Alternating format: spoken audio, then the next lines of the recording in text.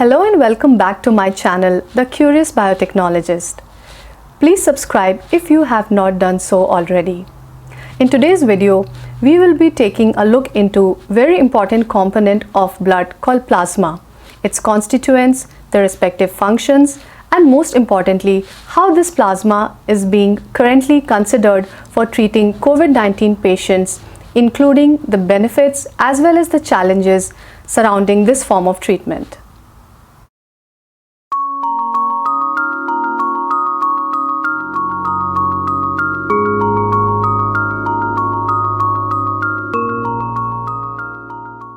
The plasma can be separated from blood using centrifugation technique.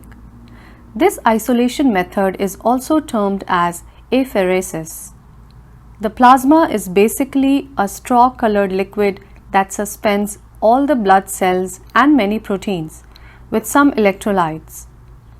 Or we can also say that plasma is whole blood minus red blood cells, white blood cells, and platelets. Plasma is primarily made of water, around 91%. Around 8% of blood plasma proteins that play several important roles, and around 1% electrolytes like sodium, potassium, bicarbonate, chloride, and calcium that help maintain blood pH at 7.4. There are three main types of plasma proteins that play various roles in the human body: albumin, fibrinogen, and two subtypes, alpha, beta, of another third kind of protein called globulin, are all produced by the liver. The third subtype of globulin, called gamma globulin, is produced by plasma cells instead. Albumin is the most abundant plasma protein in the body, which is around 55% of total plasma protein. It plays several important roles like maintaining the oncotic pressure, acting as a binding protein for transporting hydrophobic molecules like steroid hormones and fatty acids, as well as maintaining the blood volume and pressure. Globulin is the second most abundant protein, making around 38% of total plasma protein. There are three subtypes of globulin protein: alpha, beta, and gamma. Each of them is responsible for playing different roles. Alpha-beta globulins are mostly involved in transporting fat-soluble vitamins like A, D, E, and K, and maintaining osmotic pressure similar to albumin. The third subtype, gamma, on the other hand, has a completely different job profile from the other two. They are the proteins that are involved in maintaining the immune system and hence called immunoglobulins or antibodies. So you must be wondering, what is an oncotic pressure? The oncotic pressure is basically an osmotic pressure exerted by protein molecules in a solution.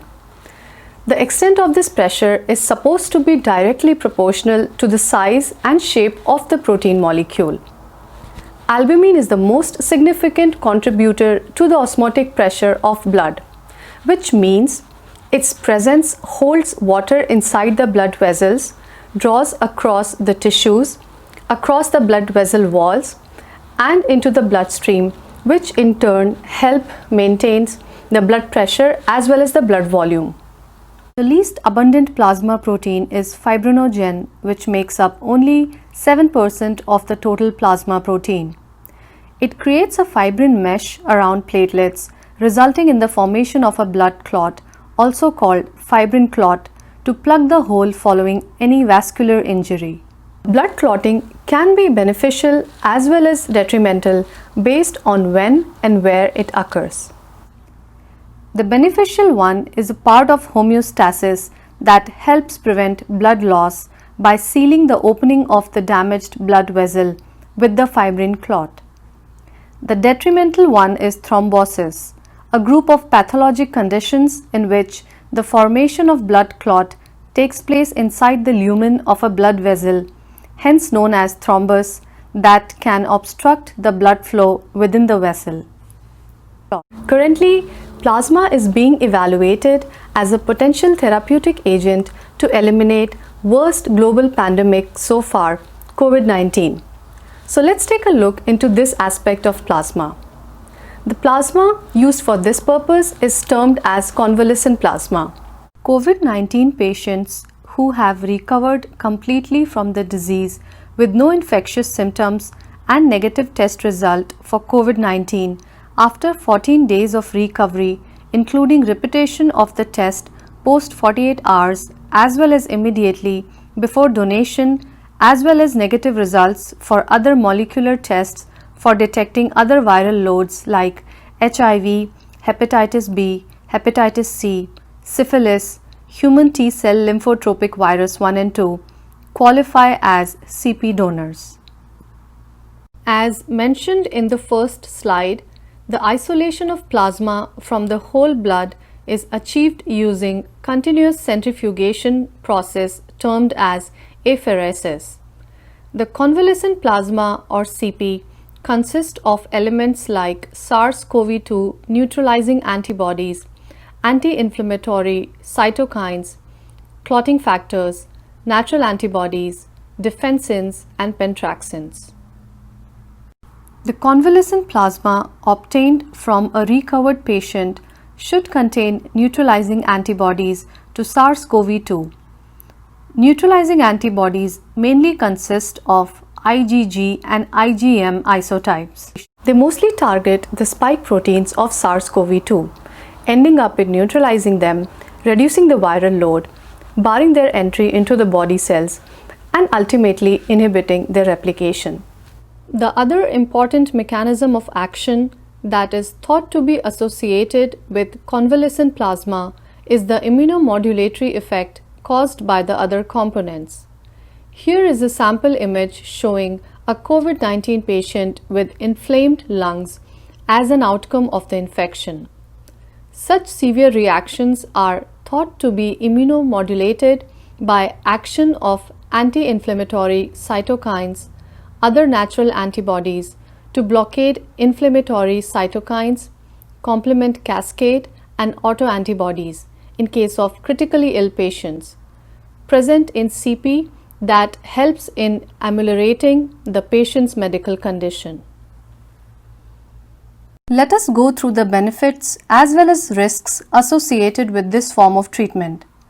In terms of benefits, convalescent plasma is readily and naturally available in comparison to the lab synthesized immunoglobulin, polyclonal and monoclonal antibody intravenous injection that involves several years of production and approval process before it can reach the patient.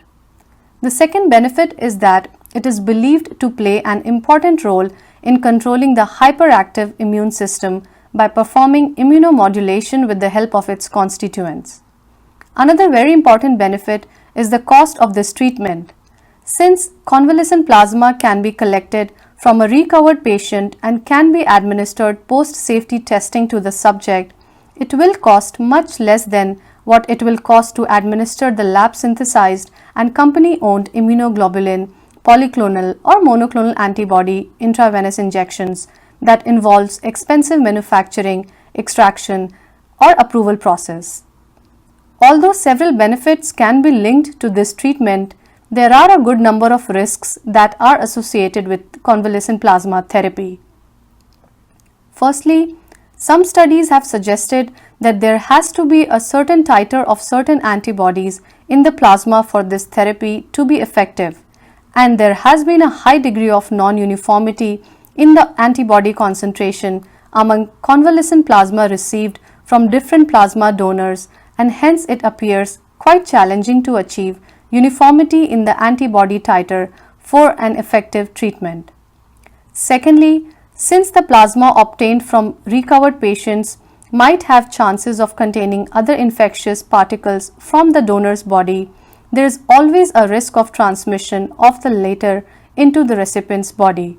That being said, a thorough safety testing will always be performed on the convalescent plasma prior to administration to evade this risk.